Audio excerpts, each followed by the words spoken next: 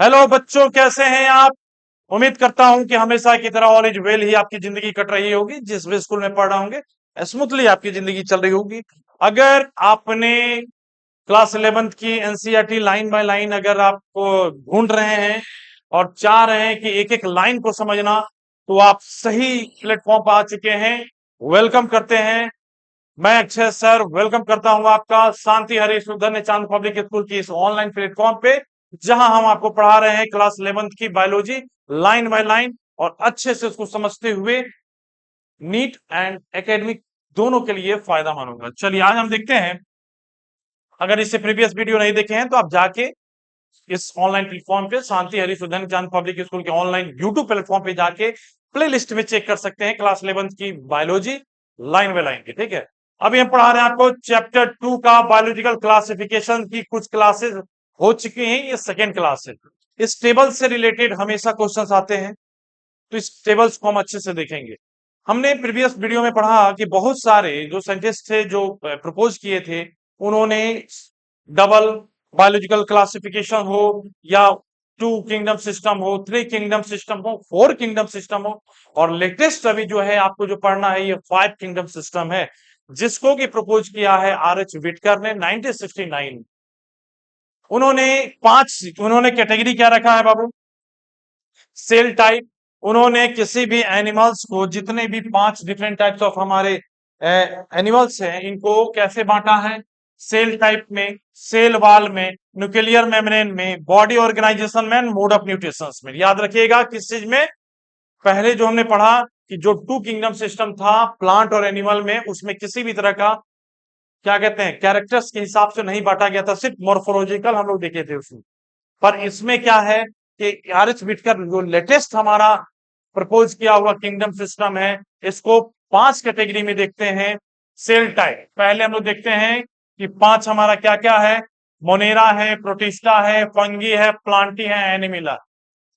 इसको बांटते हैं हम लोग सेल टाइप में, क्लासिफाई किया गया है। सेल टाइप में क्या है बाबू, आप देखिएगा। सेल टाइप, सेल टाइप में,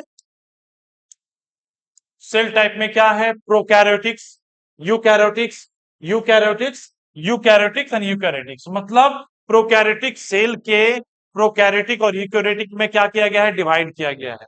जिसमें कि मोनेरा जो आता है प्रोकैरियोटिक के कैटेगरी में आता है। बाकी जितने भी आपको दिखाई दे रहे हैं रेस्ट 4 किंगडम सिस्टम दिखाई दे रहे हैं, ये आपको यूकैरियोटिक्स में आते हैं।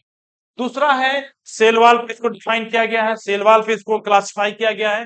मोनेरा जो होता है नॉन सेलुलर होता है, पॉलीसेकेराइड होता है, प्लस अमीनो एसिड से इसका सेल वॉल के स्ट्रक्चर्स होते हैं और इससे मेडअप होता है। जैसे कि प्रोटिस्टा में हमें पता चलेगा कि प्रेजेंट इन द सम, किसी किसी में सेल वॉल प्रेजेंट रहता है, सब में नहीं। फंगी में क्या है? प्रेजेंट रहता है विद द काइटिन्स के साथ।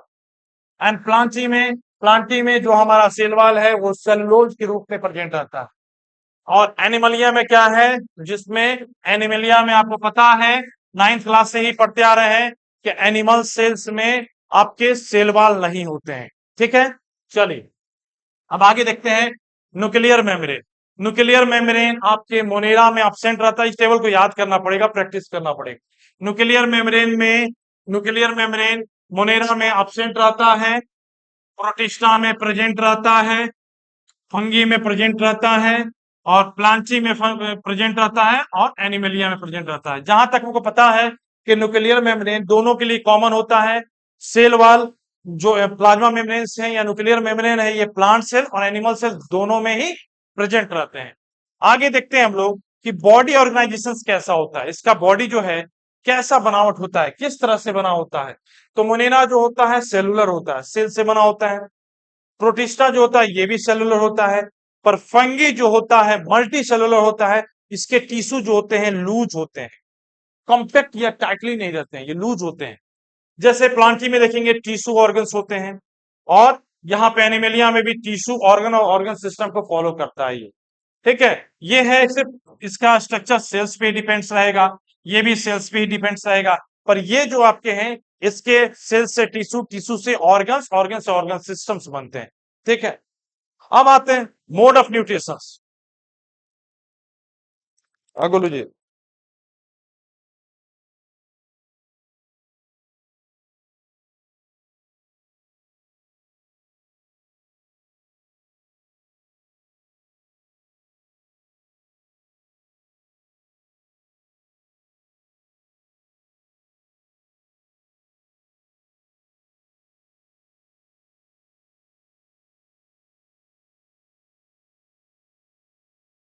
समझ गए?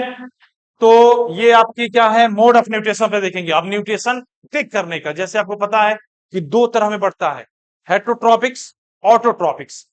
एनिमलिया या प्लांट्स हो, इसमें दो तरह के ऑटो हेट्रोट्रॉपिक्स में कहां पढ़े हैं अभी तक हम लोग? 9th या 10th में क्या पढ़े हैं? होलोजोइक, सेप्रोफाइटिक्स, पैरासिटिक, तरह का होता है। पर इसमें देखेंगे मोड ऑफ न्यूट्रिशन मोनेरा क्या होता है, ऑटोट्रॉपिक्स होता है।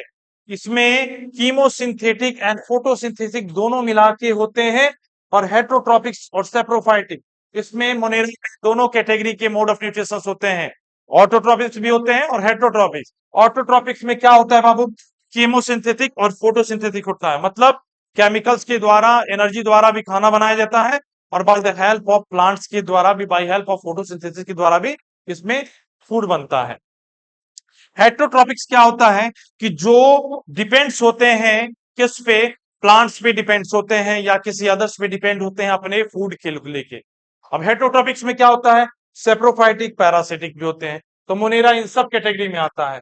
ऑटोट्रॉपिक्स में देखेंगे प्रोटिस्टा जो होता है, ओनली इसमें ऑटोट्रॉपिक्स में सिर्फ फोटोसिंथेटिक होता है। इन सब को ध्यान देना है आपको। मोनेरा में केमोसिंथेसिस और फोटोसिंथेसिस दोनों ही आते हैं, पर ऑटोट्रॉपिक्स में सिर्फ फोटोसिंथेसिस ओनली है, क्लोरोफिल ये सिंथेसाइज करते हैं अपने फूड को।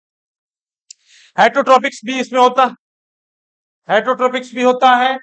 फंगी जो है आपका, हेट्रोट्रॉप्स भी होते हैं, पर हेट्रोट्रॉप्स में किस कैटेगरी में आता है? सेप्रोफाइट्स में आते हैं और पैरासिटिक में। ये दोनों को याद करना पड़ेगा।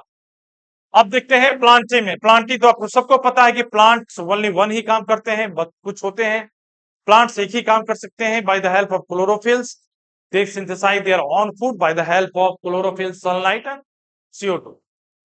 और लास्ट में देखते हैं एनिमलिया, एनिमल्स कैटेगरी। एनिमल्स में होलोजोइक एंड सेप्रोफिटिक दो ही कैटेगरी इसमें दिया हुआ। ठीक है, आई होप ये टेबल आपको याद या रिमेंबर कीजिए या प्रैक्टिस कीजिए। नेक्स्ट देखते हैं। अब फाइव किंगडम सिस्टम है, इसको प्रपोज किसने किया भाई? ये भी जानना जरूरी है क्योंकि इससे क्वेश्चंस आते हैं। तो फाइव किंगडम सिस्टम,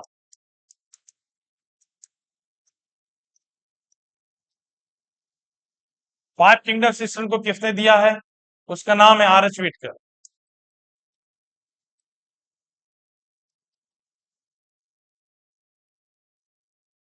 1969 प्रपोज किए हैं क्या? इन्होंने क्या प्रपोज किया? क्या प्रपोज किया बाबू?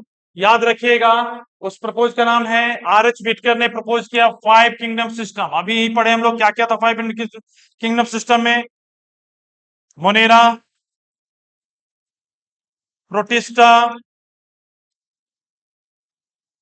Monera protista, fungi, plantae, animalia, ये पाइप सिस्टम। और बताइए कि किस तरह उन्होंने किया है? ओनली सिर्फ इसको 5 कैटेगरी में किया गया है। इन सब के difference: cell type, body organisation,